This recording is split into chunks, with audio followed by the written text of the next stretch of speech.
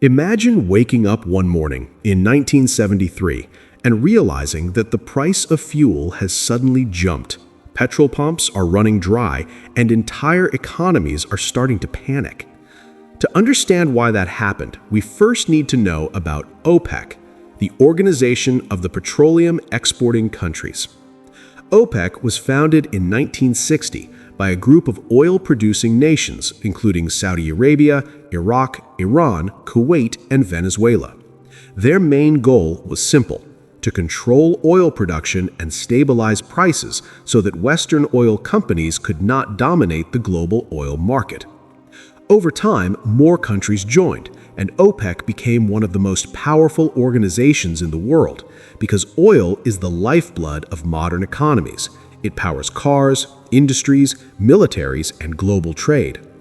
Now, let's jump to the early 1970s. The world economy was booming, and global demand for oil was rising fast.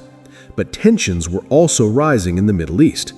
In October 1973, a war broke out between Israel and a group of Arab countries led by Egypt and Syria.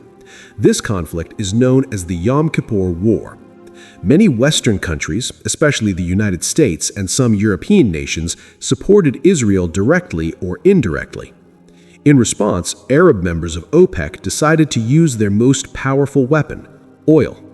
They declared an oil embargo on countries supporting Israel. This meant they would stop selling oil to them. At the same time, OPEC also decided to cut overall oil production and sharply increase oil prices. Overnight, the price of oil didn't just rise, it multiplied nearly 4 times. The effect on the world was dramatic. Fuel suddenly became scarce and extremely expensive. In the United States and Europe, people saw long queues outside petrol stations. Some stations ran out of fuel completely. Governments imposed speed limits and restrictions on driving. Factories slowed down or shut temporarily. Air travel costs soared. Inflation started rising, and economies that depended on cheap oil began to struggle badly. This period is remembered as the 1973 oil crisis. But the crisis was not only about fuel, it changed how power worked in the world economy. For the first time, oil-exporting countries, not Western oil companies, controlled global energy supply. OPEC nations became extremely wealthy, and their political influence grew. Western countries realized they could no longer take cheap oil for granted. The crisis also exposed how vulnerable the world was to energy dependence. As a result, governments around the world began to rethink energy policy. The United States started building strategic petroleum reserves. Countries invested in nuclear energy, alternative fuel research, and fuel-efficient technologies. Japan shifted its economy toward energy-efficient manufacturing. Car companies began producing smaller, more fuel-efficient vehicles. At the same time, the crisis deepened global economic problems. The world entered a period known as stagflation, where inflation was high but economic growth was slow. Unemployment increased.